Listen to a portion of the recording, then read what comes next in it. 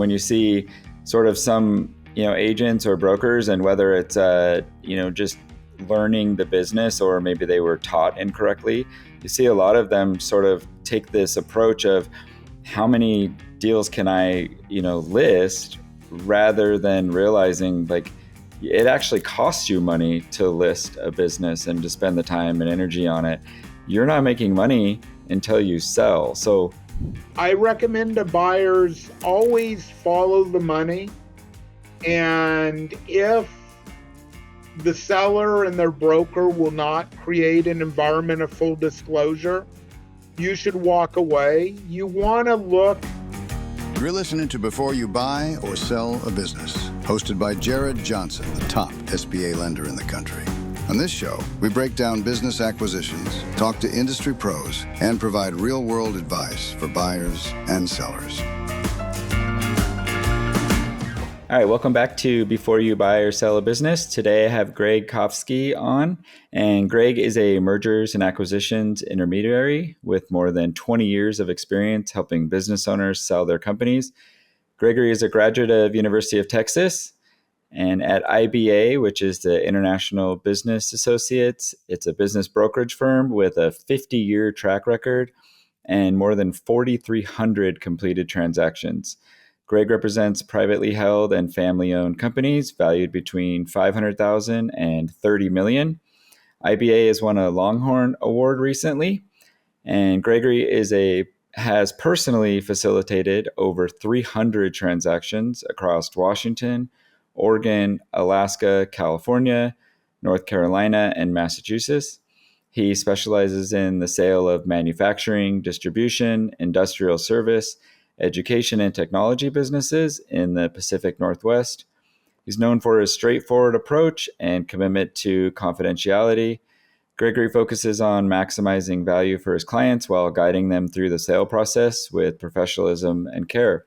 So quite the intro, Gregory. We appreciate you having been on, and looking forward to talking to you today. Thank you. Honored to be on. Awesome. Cool. So I thought we'd kind of jump in a little bit on just kind of what's going on recently in the market. Having been around for a long time, done over 300 transactions. Maybe you could kind of let the listeners know what are you seeing in the last maybe 12 to 18 months, if there's been any changes, or if you're kind of working on anything specific right now that normally you wouldn't be working on in years past. Certainly. Maybe if I take a step back a little bit, in that IBA is the largest and oldest business brokerage firm in the Northwest. It was founded in 1975, and I joined the firm in 1994, and in 2000 bought it from the founder and have been the president and CEO of the company for 25 years now. I have 18 brokers out in the field doing transactions and 10 offices spread throughout Oregon and Washington. My hats I wear, primarily executive sales management of the firm, but I still do put my boots on and go out in the field and do transactions. We generally close somewhere between 5 and 10 transactions a month as a firm. And the market, as you know, Jared, very robust right now. We are on the front end of the silver tsunami with the baby boomers retiring. And so they need assistance transitioning their business assets into passively managed assets that can be used so they can retire in comfort and dignity, make legacy plans, and support any charities that they want. So it's a wonderful world. Been doing it 31 years. Happy to drill down into recent transactions or whatever you'd like. Sure. Yeah, I noticed for myself personally, in the last probably 5 years or so, we're seeing sort of a new buyer come into the market. Are you noticing that as well, with them being kind of more of a searcher based? I do. I It's actually the most robust buyer demand market I've seen in 31 years. And I believe that's because there's a founder entrepreneurial culture that has been developed with podcasts like yours or the All In podcast in different venues where the younger generations don't want to work for the man and get the gold watch. They want to either start a company or buy and build a company. And that has really changed the market dynamics. When I graduated from the University of Texas in 1989, people wanted to go work for the biggest, baddest companies. Not everyone wants to do that today. So it's very different. Yeah, I completely agree. I feel like COVID sort of accelerated that with people having the ability to move suddenly and not be, sort of stuck in a certain spot because of remote work or being required to work from home. And we noticed a large group of individuals that said, okay, well, not only am I going to move, but I could also kind of take a look at maybe I need to, buy a business myself and run it. And then, of course, paired with a large, influx of baby boomers retiring and needing to sell. So definitely makes sense. If you had to maybe forecast the next 5 years, what do you think is going to happen with the industry? I think our marketplace is going to continue to be very active. The baby boomer population was born between 45 and 65. So the ones that are on the tail end of that are just 60 years old. And the oldest age is 80. And most people are working into their 70s now. So, and it's hard to give up a company that you're executing your vision, doing what you love, making a very nice income. What's the motivation to sell? That's our problem with obtaining clients.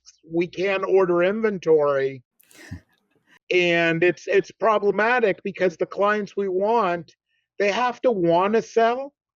They don't need to sell. Everything's dialed in and going well. Yeah, that definitely makes sense. I was talking to someone the other day, and they said something about, well, eventually the silver tsunami or whatever we want to call it is going to kind of run out. And I said, well, if you think about it, if it's already been 7 to 10 years of kind of it ramping up, and then let's say we've got another 15 years of it, or even 10. Well, by the time that's done, then the people that bought businesses 10 years ago are likely going to have kind of an exit as well. So it'll probably just continue to keep rolling. So I don't foresee sort of this upcoming cliff that it's just going to fall off and transactions are going to slow down. I think we're going to then see people kind of moving on from there. Do you agree with that? I agree 100%. I mean, people do not take one job for the rest of their lives anymore. The average entrepreneur stays with a project 7 to 8 years. And I believe your SBA loan statistics support that. At what stage are most SBA loans that are 10-year in initial term retired? Yeah, I believe it's 7 years is the average where they're paid off. And a lot of those sales come through sale where they pay it off with the proceeds of the sale and move on to something else. Kind of like houses, we'll sometimes see people do a starter business, sell it, get the capital off the table, and then buy something bigger that has a higher ceiling. And cycling back, I listened to your podcast with the gentleman from Africa who had bought the company. Another buyer demand situation is people who have immigrated to this country, worked for companies who want to leave the corporate world and buy. Where my corporate headquarters are based in Bellevue, in close proximity to Amazon and Microsoft and Boeing. And very frequently, we have people like, let's say, from Indian culture, which is very entrepreneurial, who will come to America, contribute to the betterment of a company, get their green card. At that point, they want to launch and buy a business. So that's a very common demographic for IBA with the tech influence in the Pacific Northwest. Yeah, I completely agree. And they are often very good buyers. They've come through, they've saved cash, right? They've learned maybe how to manage or at least run, a portion of a department or some very technical skills. And now they're ready to go apply those and, grow a business for themselves. So not only are they helping in sort of corporate America, but then after they sort of do their time, they're ready to go on and buy something else. So a big influx of good buyers is something that we all would like to see. I'm assuming you always have sort of more buyers than sellers, so we have to find a way to get those buyers to kind of set themselves apart. And as we have more sellers come onto the market, it's good to be able to match them up with good buyers as well. 100%. We need to vet the buyers. I mean, these are a child that our clients on the sell side are transitioning out of, and they deeply care about their employees, their customers, their vendors. They get invited to weddings and athletic events of their employees, and they're really an extended family. And so, yes, they want the bag of gold at time of exit, but the last thing they want to do is see their life work crash and burn. So it's very important. And one of the areas I think is critical in selecting a buyer, and frequently our clients have choices, is relevant experience, which we both know is an SBA guideline. It's if you were running a chain of barbecue restaurants, you could be well fitted for a hospitality business, but a SaaS company is probably not the best fit for you as an entrepreneur, even if the cash flow of that entity is highly attractive. Yes, and vice versa, right? Somebody that's running a SaaS company should not go by a chain of barbecue restaurants as well. So we see that quite a bit. Okay, so it's a good transition period. So let's talk when you get a new listing, right, or a seller calls, or you're brought in to do a valuation and to look at a seller's business and decide, first off, if you want to take the listing, and then sort of what the value would be, if you can add value, if you'd even be able to sell it. What are a couple of the first things you look for when you're brought into that transaction? Certainly. So IBA operates on 100% paid on performance business model, which for the listeners of your podcast, they should be aware that there's two dominant business models in the business brokerage industry. IBA's is 100% paid on performance, meaning we do not accept a penny from our clients until the transaction is completed. And that actually benefits buyers because we're not going to engage unless a sale is possible. The other business model, and I have friends with firms who run it, is they will charge upfront evaluation fees, retainers, consulting fees. And at the end of the day, the costs can be similar, but both processes start with a market opinion of the value of the business. IBA or firms that have our business model have a vested interest in being honest. Because honestly, I'd rather walk my two dogs with my wife than work on a project that's not going to sell. Well, unfortunately, there are players who employ the other model who will give the potential client an answer they want to hear so they have a happy client when they're writing often a 5-figure check to start the process. Well, then they're leaving the heavy lifting to the buyer and even yourself, Jared, because we know if someone's injecting, let's say, 10 to 20%, there have to be certain debt service coverage ratios to get the deal financed.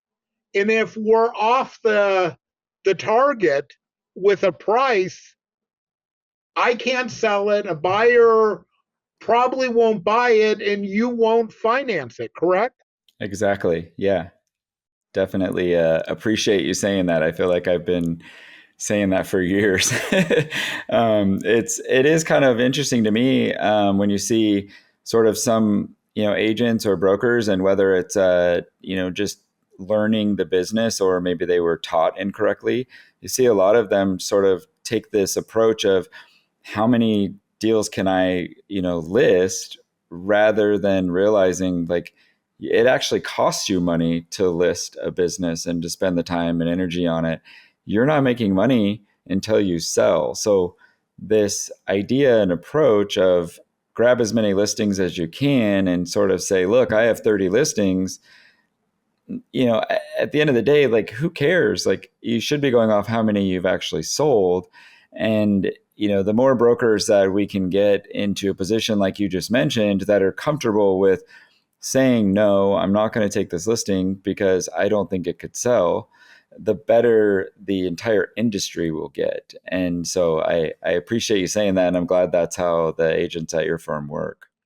I agree. It's a issue for me in the industry because I don't think people are doing anyone a service by overlisting a business. Because let's say the person is 72, they're ready to retire, they trust a business broker to give them a valuation of the business, and nothing happens for a year.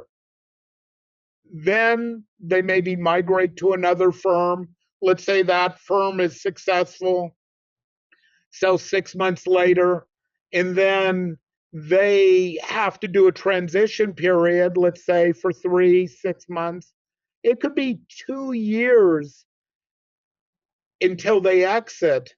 And that's likely a year of their retirement and their life that is lost by not deploying resources intelligently on day one. Yes. Yeah. No, it reminds me of coaching football when I tell the running back, you don't get points for running back and forth, you get points for getting into the end zone. So run towards the end zone. So it So makes sense. IBA starts with the valuation, and we actually only list 1 out of 3 businesses that come to us. We are very selective in our choices of who to represent. The reasons we don't represent businesses are A, they're unrealistic on value, which we've covered. B, we don't believe in the business model. Let's say it's a nursery selling plants and trees, etc.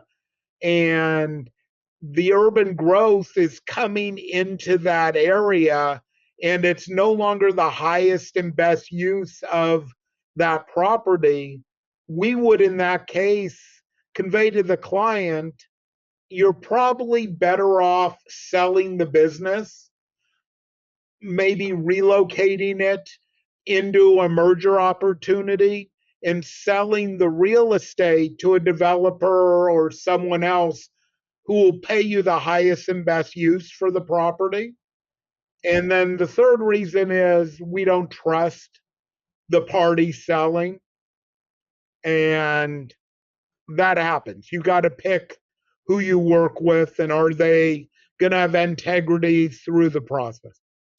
Wow. Yeah. Again, it's you're almost surprising me with what I'm hearing from you. Sometimes we don't get the luxury of working with people that kind of conduct themselves that way. Can you think of a time maybe you had a listing that you thought was somebody you wanted to work with, and then as you dug a little further, kind of discovered that they met one of the three things that you just discussed, or maybe even something a little further, and then what can a seller do with that information to make sure that that doesn't happen to them as well?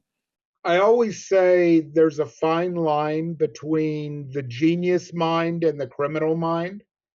If some of our most famous criminals in American history had used their brain power for good, who knows what they could have achieved? So I'll give you an example. I listed a manufacturing company, very nice manufacturing company, had been around like 25 years.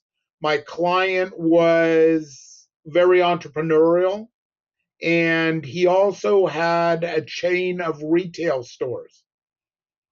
He wanted to sell the manufacturing business and not the retail stores at that time.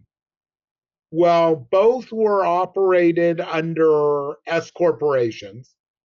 And what he did, which I was happy that the buyer and their CPA found during due diligence, was he started moving expenses to the retail chain and out of the tax returns of the manufacturing company.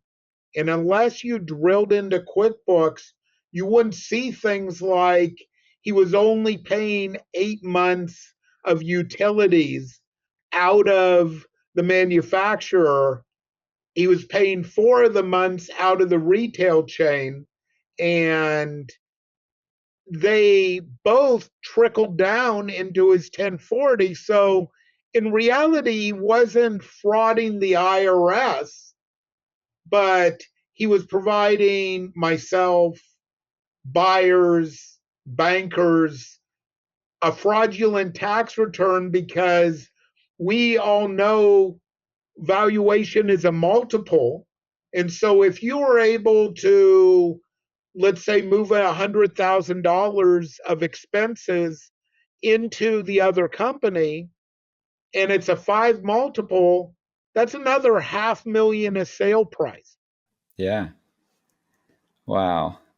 That's wild. So again, I mean, it kind of goes to doing proper due diligence as a buyer, right? I'm starting to see more sellers and sellers brokers do quality of earnings and do due diligence on the front end, like you see in the kind of upper middle market transactions. And obviously, if a buyer hadn't have done that, they wouldn't have caught that these expenses were moved off the books. Most likely, if they ended up closing on that, they, as soon as they took over the business, they would have said something's wrong here. My profit margin is drastically different than what the seller sold.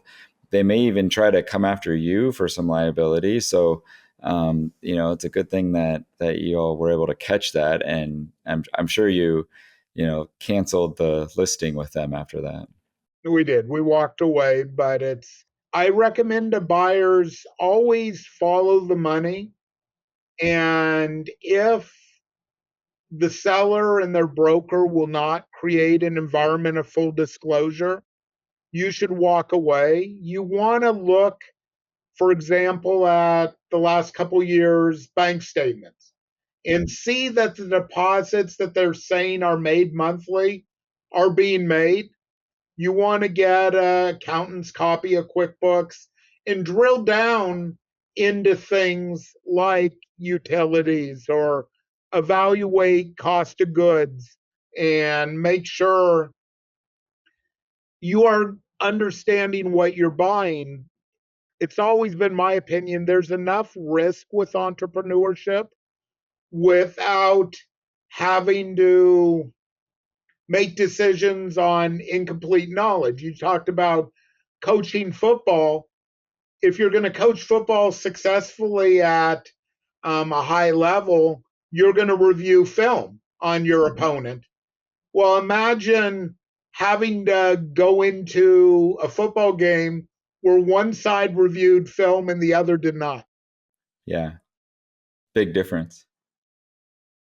Yeah, that's crazy. So do you often run into situations where you're sort of maybe trying to teach a new broker or agent, this is the right way to do things. They're feeling like they're leaving listings on the table. Like, I guess, are you having those kinds of conversations? Are you teaching the newer agents that this is sort of the better way to pick up listings and to do business? 100%. You won't affiliate with IBA if you don't employ best practices. So every one of my brokers has been individually mentored by myself. Takes me about 3 years to get a broker to a good solid B level. Um, at the end of the day, a good broker needs to have a 90-mile-an-hour fastball as a salesperson. I have developed wonderful brokers who have sold pharmaceutical items, who have sold construction components, have sold software. I even have a broker on my team who sold competitive cornhole equipment nationally. Huh. But all of them have ability to get people to yes. And that's critical in business brokerage because A, you got to reach agreement with the seller on the value of the business. Then you have to reach agreement on a letter of intent. Then you need to reach agreement on a purchase and sale agreement. At the same time, you need to navigate due diligence, financing, assignment of a lease or negotiation of a real estate sale, tax allocation. I always convey that there's no barrier to entry into business brokerage. And I think that's very wrong Mhm. because we need to have knowledge of legal, accounting, tax, finance, real estate, business, psychology to do this successfully. And so my mother was a school teacher, and my corporate culture is all about education and knowledge, both for my team and for buyers and sellers so they make decisions from a position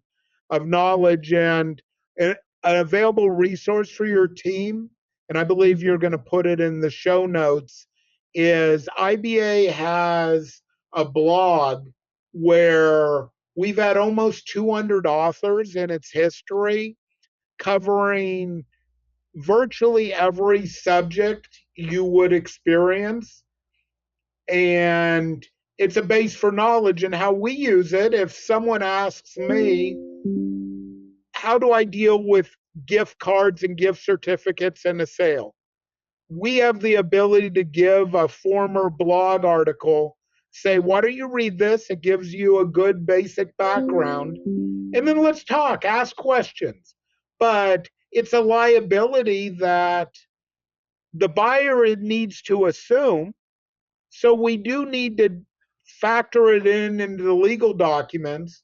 And then we all know the Starbucks rule that 100% of gift cards do not come back.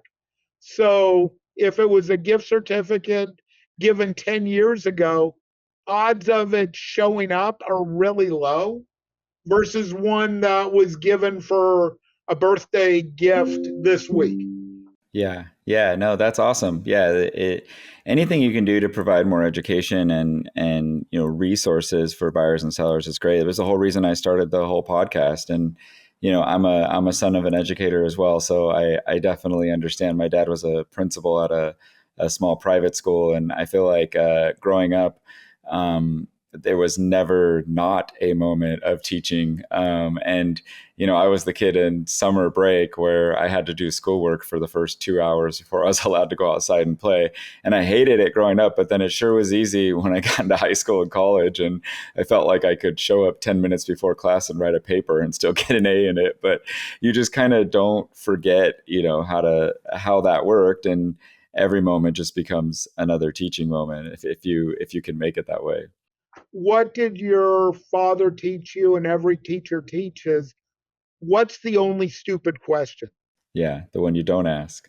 Exactly. And Yeah. so in our deals, we want everyone ask us anything.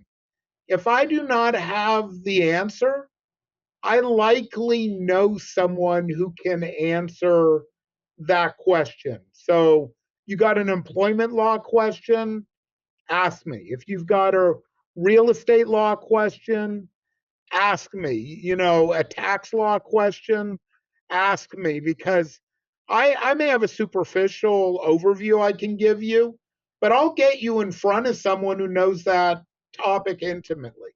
Yeah, it's funny growing up, you hate it, but then you get older and say thank you. Yeah.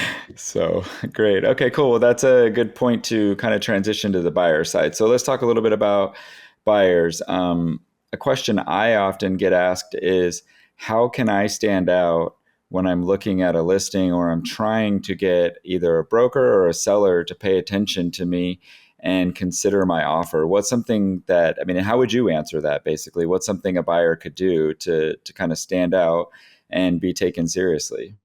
First of all, say come prepared for seller engagement. And when I say prepared, have a resume or a bio on why you're a good successor to run a company. Second, have a personal financial statement. Show your strength as a buyer, both in terms of the liquid capital you have to inject into a deal and run a company, but also in terms of signature power for getting a lease approved into your name so the seller doesn't have to stay on guaranteeing you.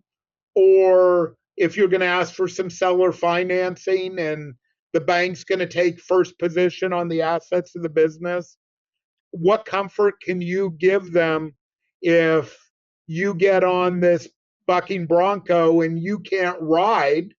Because the one thing we can't sell is management ability. The buyer's going to be better or worse than the old owner. They will not be exactly the same. So you need to convince someone to bet on you. And then I always like that you've built your team. You have an attorney, a CPA, a banker, maybe a prequal type letter where a banker has already vetted you as a person.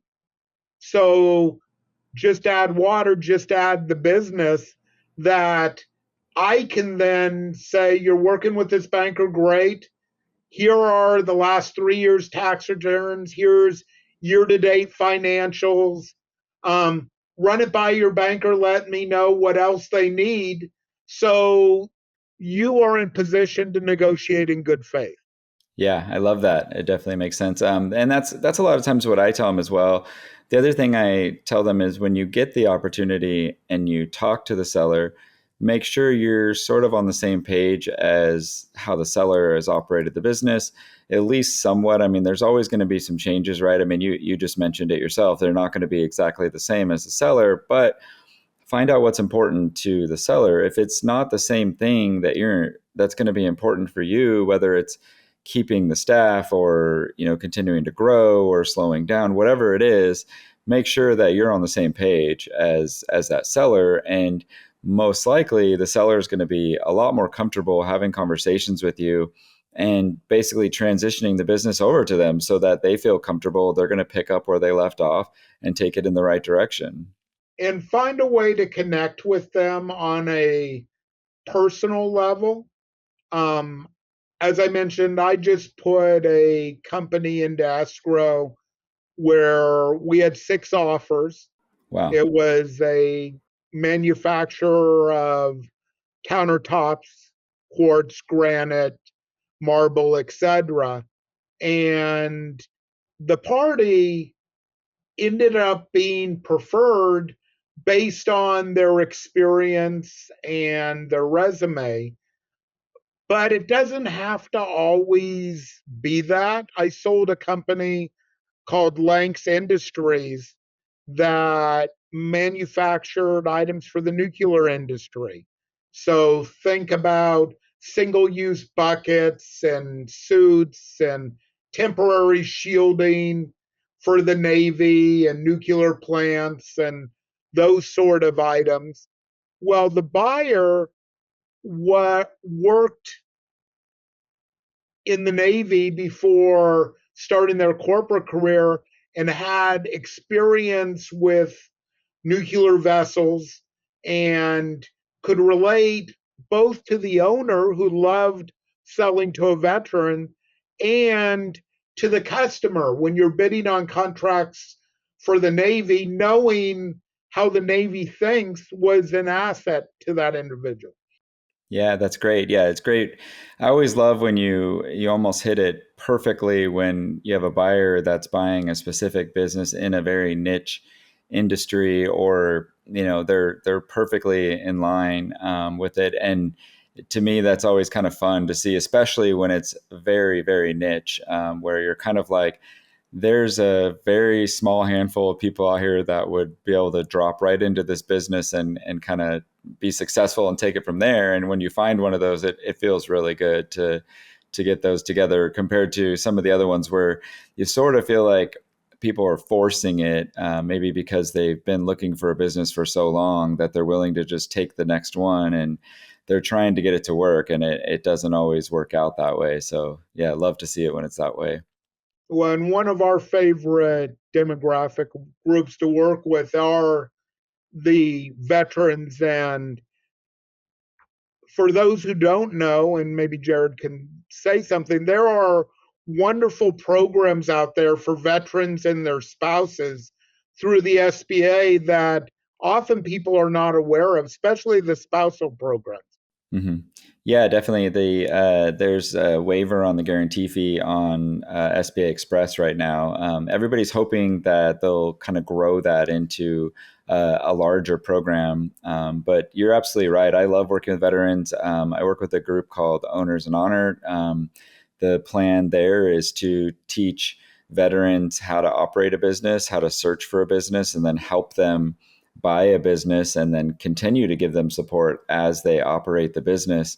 What I found personally is that most of the veterans I've worked with work perfectly as a business owner, because a lot of what they're learning when they're in the military is systems, and that's what businesses need, are systems. And so if you can implement the same sort of idea and systems in place, then typically the business is going to be successful. So anytime that I see a deal where the buyer or even their family are veterans, I'm usually trying to try a little bit harder to see, can I get this to work? Can I get it to fit, and of course feel a little bit more comfortable that they're going to be successful moving forward.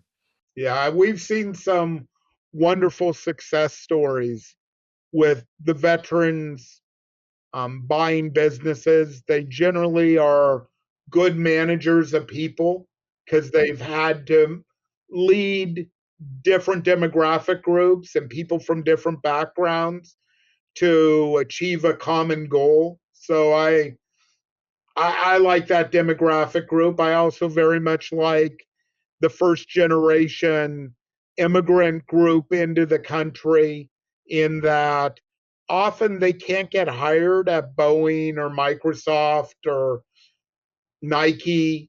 So they create businesses or buy businesses. And IBA has always leaned into that. I am unique in that I have a number of bilingual people on my team who can support people in the Russian, Chinese, Hispanic communities and answer questions in their first language, because explaining tax allocation in a language where you're not familiar with goodwill, non-compete, those type of terms in English, it gets really hard if you can't explain it in verbiage that they can understand. So it's been a unique piece to my company is that I am delighted to have a number of bilingual brokers who can help those people.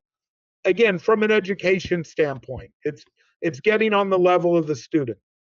Yeah, I love to hear that. I mean, I guess to be fair, I feel like people that even in their language hear about non-competes and tax liability and all of that also feel like it's a foreign language to them if there's not something that they're typically working on. So I can absolutely see your point that it's difficult enough to already try to understand, but then trying to understand, getting those terms to equate to something in their language would be really challenging. So that's great that you've got some people there. And I also, following up on your point, if someone just is an attorney or an accountant, we often will ramp up to a specialist who will help. I mean, we've all heard the nightmares of someone using their divorce attorney to sell their business. It doesn't work.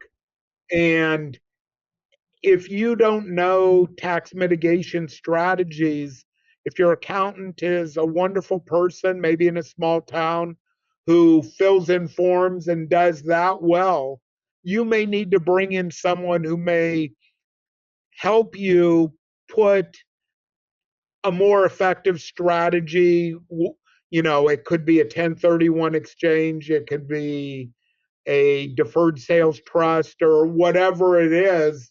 There are methodologies to retain more dollars at closing, but if no one introduces them to you, you obviously won't employ them. Absolutely. Yeah. Thank you for saying that. I absolutely agree with you. Okay. So one maybe sort of final question. Do you foresee AI being as big of a deal as people are making it? And either way, yes or no, kind of what do you think is the future of maybe business brokerage or business in general with, as it relates to AI? I think AI has value in the marketing, maybe in the education front. I think you need to be very careful using AI, for example, on business valuation. I'll give you an easy example. So I represent companies in Washington and Oregon. The two states have different tax environments. Washington has no state income tax.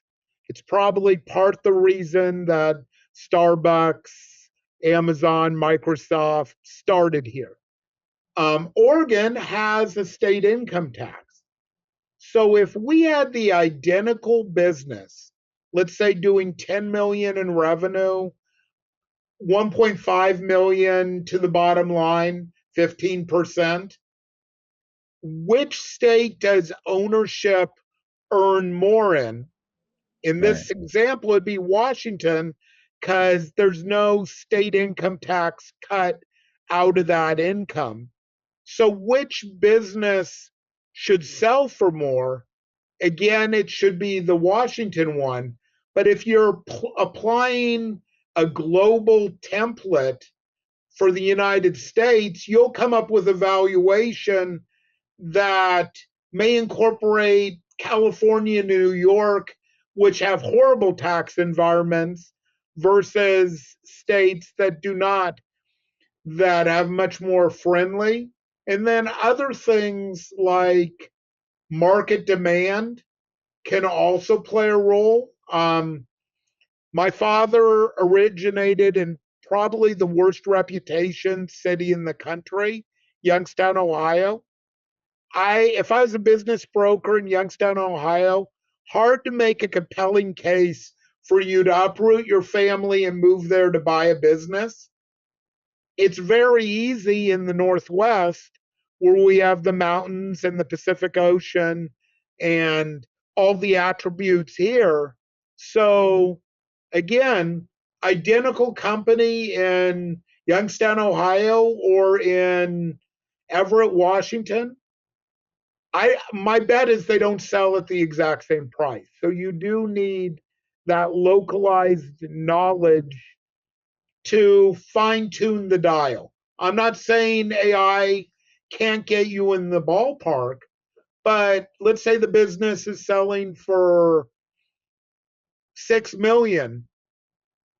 If it's 6.5 or 5.5 million, do you really want to have that 10% deviation if it's you selling the business? Right. Yeah, no, that's a great point, and I appreciate you bringing that up. I agree. I think it's going to continue to sort of refine itself. It's still relatively new for most people, and it's obvious that there are probably certain aspects or certain pieces of maybe a job or something that it can cover and maybe aid and help with, but using it 100% to try and rely on anything major like valuing a business seems sort of silly at this point to try to use. And I also think there's people who talk about selling a business themselves. And in theory, it may make sense because you save commission and costs, but you don't know what you don't know. If I've got an illness, am I better off diagnosing it on the internet or actually going to see my trusted doctor? Yeah, definitely. That makes sense. Yeah. So you mean you're not supposed to go on Reddit to figure out what's wrong with yourself? Oh man, so great, cool. I really appreciate you coming on. I always ask two questions at the end. So first one, do you have a mentor or have you ever had a mentor? Yes, well, the founder of IBA, Bill Osofsky, was one of the great mentors in my life. Um, Another one that was Texas connections is I was blessed to work in the athletic department at the University of Texas when I was there. And DeLoss Dodds was one of the most impressive executive leaders I've ever had the pleasure of listening to and learning from. That's awesome. Cool. Well, let's see. You've obviously been really successful. I mean, having done over 300 transactions, having a really good brokerage, really good group. What motivates you? What keeps you going? I'm motivated by a couple things. First of all, achievement. I I've always gotten the thrill of victory, and getting a deal to the finish line is very rewarding. It's a win-win situation. You have a seller achieving commonly a retirement sale and a buyer executing on their vision of being an entrepreneur, and it's wonderful. And then I'm also a big advocate just for entrepreneurship. I believe it's a wonderful career path, allowing for creativity, independence, and financial prosperity. Yeah, I love it. Anytime you can get your motivation to sort of be intertwined with something you're passionate about really helps, make it a lot less about, having to work and a little bit more about having fun while you're doing it. So, yeah, that's great. I really appreciate you coming on. I also really appreciate you, in my opinion, running a brokerage the right way. Having done this for a long time and worked with a lot of brokers, one of the kind of gripes that lenders, buyers, even sellers have is a lot of the stuff that we just addressed. And I appreciate you, continuing to kind of push the ball up the hill the right way, and hopefully more brokers will listen to this, and also anybody that's sort of struggling with their broker, maybe they'll be able to realize that there are others out there that are doing it the right way. So hopefully more people take notice, and together we can all kind of work to help keep the industry going the right way and sort of clean up some of the frustrations out there. So appreciate you running things that way. What's the easiest way to find you? You had mentioned the blog as well. Is there a website? How can people reach out to you? Certainly. Our website is ibainc.com. So ice cream boy apple, ice cream Nancy Charlie.com. And there's a plethora of information there. You can see our blog, you can see previous webinars and podcasts our firm has done. You're also welcome to give us a call. My corporate number is 425-454-3052. And Jared, thank you very much for the opportunity. Of course. It's nice to be virtually back in Texas and hook 'em. There you go. Thank you. Thank you all for listening to Before You Buy or Sell a Business. If you found value in this episode, please follow the show, leave a positive review, and share it with someone. For more information, check out jaredwjohnson.com. We'll see you all next time.